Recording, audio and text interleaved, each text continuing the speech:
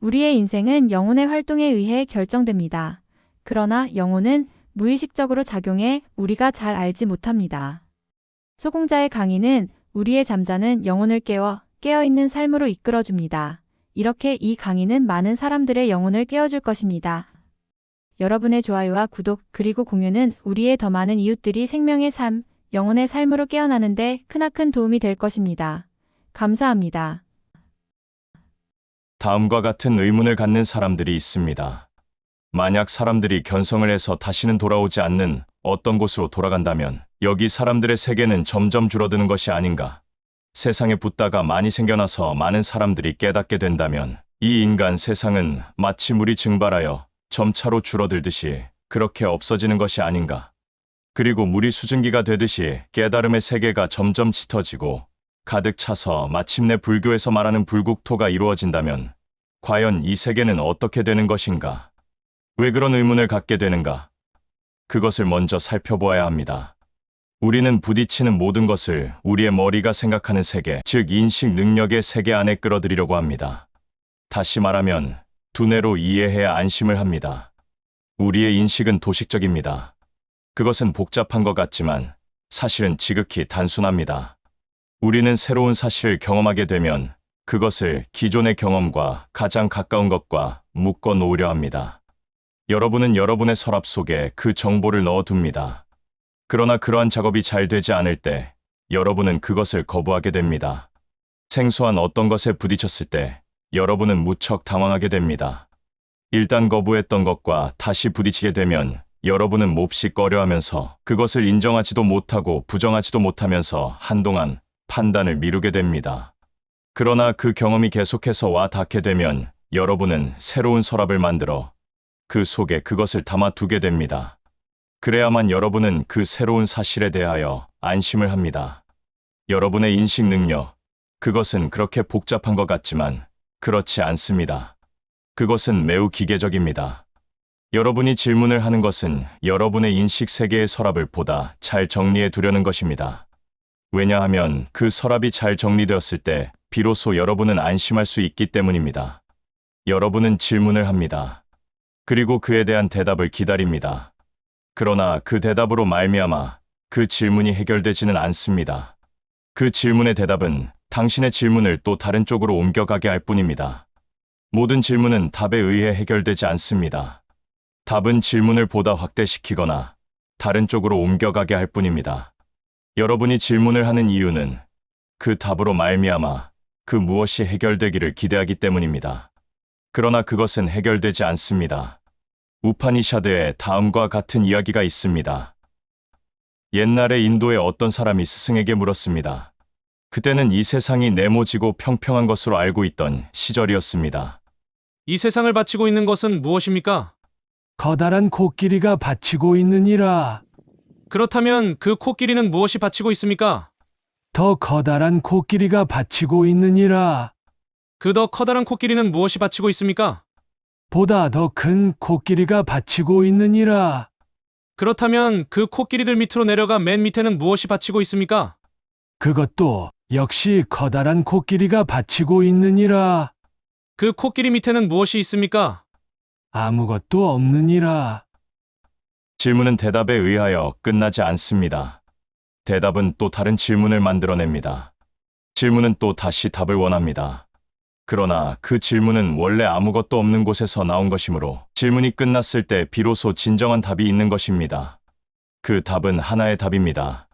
모든 질문의 답은 하나입니다. 그 답은 질문 이전에 바로 그곳입니다. 그래서 맨 마지막의 답은 이렇습니다. 아무것도 없느니라. 아무런 질문도 할 것이 없느니라. 그렇습니다. 아무런 질문도 없습니다. 물음표의 세계는 없습니다. 다만 당신 혼자서 묻고 있을 뿐입니다. 아무것도 물을 것이 없습니다. 그것은 다만 여러분이 만든 물음표일 뿐입니다. 다시금 처음의 이야기로 돌아가기로 합시다. 많은 사람들이 깨닫게 되면 그만큼 이 인간 세상은 줄어드는 것이 아닙니까? 물이 증발하여 줄어들듯이 그렇게 점차로 없어지는 것이 아닙니까? 그렇지 않습니다. 여러분이 좁은 방 안에서 모두 담배를 피운다면 여러분은 몹시 답답하게 느낄 것입니다. 여러분은 공간이 점점 좁아지는 것처럼 느낄 것입니다. 그러나 담배 연기가 가득 찼다 해서 결코 공간은 줄어들지 않습니다. 허공은 줄거나 늘지 않습니다. 또 이런 질문을 하는 사람도 있습니다. 깨달은 사람은 허공이 된다고 하는데 마치 물이 증발했다가 다시 구름을 이루어 비가 내리듯이 그 허공으로 들어갔던 사람도 그 공에 있다가 다시 이 세상으로 나오는 것이 아닙니까? 그렇지 않습니다. 우리가 허공이라고 말하면 지구의 대기권 안의 허공만을 생각합니다. 사실 진정한 의미의 허공은 진공입니다. 진공 속에서는 공기의 입자조차도 없습니다. 그곳이야말로 허공입니다.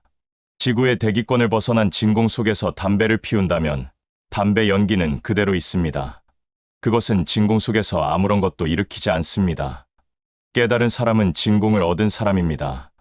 많은 사람들이 진공을 얻은 사람에게로 빨려 들어옵니다. 그렇다면 그 진공은 사람들이 빨려 들어옴으로써 점점 메워지는가? 그렇지 않습니다. 진공은 제한이 없습니다. 많은 사람들이 한없이 빨려 들어옵니다. 그것은 제한되어 있지 않은 진공입니다. 그것은 블랙홀과 같은 것입니다. 나무가 있습니다. 나무는 자랍니다. 저기 보이는 포플러 나무는 아주 빨리 자랍니다. 나무가 자라는 것은 나무의 생명이 자라는 것이 아닙니다. 나무가 생명에 흡수되면서 스스로 변화를 일으키는 것입니다.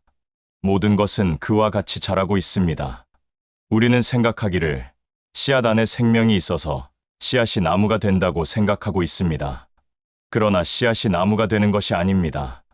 씨앗이 생명에 흡수되면서 그 생명이 작용을 일으켜 스스로 변화하는 것입니다. 그 생명이 씨앗을 나무가 되게 하고 나무에 꽃이 피고 열매를 맺게 하는 것입니다. 내가 말하고자 하는 것이 바로 그것, 생명입니다. 여러분은 모두 귀를 열고 들어야 합니다. 그리고 생명 속으로 흡수되어야 합니다. 그때 여러분은 자랄 수 있습니다. 여러분이 잎이라면 꽃이 필 것이요, 꽃이라면 열매가 될 것입니다. 그러나 자기 지식에 사로잡혀 있는 사람들, 그들은 진공 속에 흡수되려 하지 않습니다. 자신의 세계를 더욱 고집합니다. 오히려 흡수되어야 하는 세계에 대해 두려움을 갖고 있습니다. 때문에 그들은 변화되어야 하는 상황에 대해 안정을 찾기 위해서 외라는 정당성을 찾아 나섭니다. 스스로 지식에 얽매인 사람들, 그들은 망치와 같은 사람들입니다. 대부분의 망치들이 머리는 좋습니다. 물어보는 머리는 훌륭합니다. 물음표에 관한 한 드물게 훌륭한 머리를 가지고 있습니다. 세상에서는 그런 사람을 보고 똑똑한 사람이라고 합니다. 어려운 질문을 하는 사람은 똑똑한 사람으로 알고 있습니다. 그러나 정말 똑똑한 사람은 물음표의 세계를 졸업한 사람입니다. 그는 왜를 묻기 전에 그 상태를 봅니다. 운전을 많이 해본 사람은 이해할 것입니다. 차에 관하여 익숙한 사람은 엔진 소리만 들어도 차의 모든 기능이 전체적으로 파악됩니다. 어딘가 이상이 있으면 어디서 어떻게 고쳐야 하며 비용이 얼마쯤 들 것이라는 것까지 한순간에 머릿속에 들어오게 됩니다. 왜를 묻는 사람은 아직 미숙한 사람입니다. 왜 그럴까만을 반복하는 사람은 자기 안에 빠져 있는 사람입니다. 고민하는 사람들, 그들은 자기 속에 빠진 사람입니다. 고민하는 젊은이, 언뜻 보기에 멋있는 것 같지만 사실 답답한 사람들입니다. 두뇌를 믿고 사는 세상이기 때문에 세상에서 두뇌로서 살기 위해서는 고민해야 할 것입니다. 자기 주관이 강해야 할 것입니다. 그러나 여기는 에고를 버리는 곳입니다. 여기는 천국이면서 동시에 쓰레기장입니다. 에고를 버리는 쓰레기장과 같은 곳입니다. 나는 토요일마다 강의를 합니다. 그러나 사실 강의 내용, 그것이 중요한 것은 아닙니다. 보다 중요한 것은 깨달은 사람의 라티안입니다. 여러분이 내 강의를 이해하지 못한다 하더라도 눈에 보이지 않는 에너지가 여러분을 녹이고 있습니다. 마치 갠 하늘이 햇살을 받아 따사로움을 한껏 머금고 있듯이 그와 같이 생명 에너지는 모든 것을 녹입니다. 얼음은 햇빛을 만나면 녹기 시작합니다. 얼음 자신이 녹기 싫다고 말하거나 어떻거나 얼음은 이미 녹기 시작합니다. 여러분이 녹기 위해서는 스승의 따뜻한 에너지가 쪼여져야 합니다. 제자가 스승에게 입문하게 될 때 예법상 절을 합니다. 왜 절을 하느냐? 그것은 스스로 자신이 얼음임을 알고 스스로 스승의 햇빛 앞에 자신을 던지는 것입니다. 모든 스승 앞에 제자들은 고개를 숙였습니다. 깨달음의 길에서 여러분은 스스로 고개를 숙여야 합니다. 깊이 깊이 숙여야 합니다. 얼음이 볼 때 햇빛은 두려운 것일지도 모릅니다. 얼음은 얼른 자신의 몸을 피하려고 합니다. 그러나 여러분은 그 두려움을 믿고 앞으로 나와야 합니다. 햇빛 앞에 나와서 이렇게 다짐하는 것입니다. 이제 당신 앞에 제 자신을 던집니다. 이렇게 머리를 숙여 당신의 빛으로 말미암아 녹으려 합니다라고. 머리는 우리를 지배하고 있습니다. 당신을 지배하고 있는 것은 자신의 관념, 사고 체계, 자존심, 자기 원칙 등등 모두 머리에 속한 것입니다. 그것은 모두 에고에 속한 것이며 카르마에 속한 것입니다. 바로 그것을 숙이지 않으면 안 됩니다. 성경에 다음과 같은 말이 있습니다. 인간만이 머리 둘 곳이 없다. 인간만이 머리를 하늘로 향하고 있습니다. 인간만이 머리에 의해 살고 있습니다. 인간만이 스스로 괴로워합니다. 인간만이 자연스럽지 못합니다. 이 자연 속에서 인간만이 스스로 어색해합니다. 인간은 머리 둘 곳이 없습니다. 인간이 머리를 두기 위해서는 머리를 숙여야 합니다. 모든 스승 앞에서 제자가 머리를 숙였던 것은 바로 그 때문입니다. 스승 앞에 자신의 머리를 스스로 숙였을 때, 그의 에고를 숙였을 때, 자신의 관념을 숙였을 때, 비로소 여러분은 머리의 지배로부터 벗어나게 됩니다. 그때 여러분은 머리 둘 곳이 생깁니다. 숙였을 때 비로소 여러분은 머리를 하늘로 향할 수 있습니다. 사람만이 깨달을 수 있습니다. 깨달음을 얻기 위해서는 머리를 숙이지 않으면 안 됩니다. 그것은 쉬운 일이 아닙니다. 모든 사람은 머리 안에 자존심을 갖고 있기 때문입니다. 누구든지 자존심을 건드리게 되면 화를 내게 됩니다. 자존심이 강하면 강할수록 더욱 화를 내게 되어 있습니다. 이것이 바로 첫 번째 벽입니다. 자존심이란 결국 상념의 덩어리이며 그 상념의 덩어리가 끌어당기고 있는 인력과 같은 것입니다. 모든 물질은 그 자신을 유지하고 확대하기 위해 인력을 가지고 있습니다. 모든 부분적인 것은 인력을 가지고 있습니다. 부분적인 것은 그 스스로가 전체와 합일하려는 성향을 가지고 있기 때문입니다. 또한 모든 물질은 그 자신을 유지하기 위한 관성을 가지고 있습니다. 우리의 생각도 에너지의 교차에 의해 생긴 하나의 물질과 같은 것입니다. 우리의 생각은 그 자신을 유지하려는 성질과 전체화하려는 성질을 동시에 가지고 있습니다. 그것이 바로 자존심입니다. 우리의 에고가 상념이 뭉쳐서 생긴 덩어리와 같은 것이라면 우리의 자존심은 그 에고가 작용을 일으켜서 생긴 인력과 같은 것입니다. 먼저 그것을 숙일 수 있어야 합니다. 그것을 스스로 숙였을 때 나타나는 스스로의 느낌, 그것이 바로 성스러움입니다. 그때 바로 거기에서 따스함, 아주 따사로움을 스스로 느끼게 됩니다. 얼음이 스스로 차가움을 주장하고 있으면 따사로움을 느낄 수 없습니다.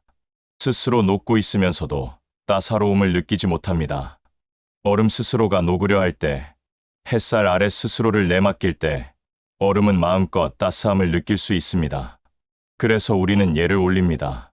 스승 앞에 나아가 절을 하는 것입니다. 다정하게 이야기하고 있을 때 우리의 마음은 편안히 누워 있습니다. 부부가 이불 속에서 오순도순 이야기하고 있을 때 거기에는 아주 다정한 포근함이 함께 있습니다. 그들의 마음이 누워 있기 때문입니다. 그러나 서로 의견이 맞지 않고 서로의 자존심이 부딪히게 될 때 한 이불에 누워 있다가도 벌떡 일어나게 됩니다. 그러다가 한 번 더 화가 치밀어 오르면 이불을 박차고 일어나 횡하니 나가버리거나 무슨 물건이라도 집어던지게 됩니다. 스스로 자신의 자존심을 내세우게 되면 사람은 그와 같이 벌떡 일어나게 됩니다. 평소에 아주 점잖고 착한 사람도 그의 자존심을 슬슬 건드리게 되면 벌떡 일어나게 됩니다. 벌떡 일어났을 때 그는 머릿속에 합선을 일으키고 있습니다. 누구든지 벌떡 일어났을 때 그는 제정신이 아닙니다. 그래서 우리는 예를 올립니다. 스승 앞에서 엎드려 절을 하는 것입니다. 다음 영상에서 계속됩니다.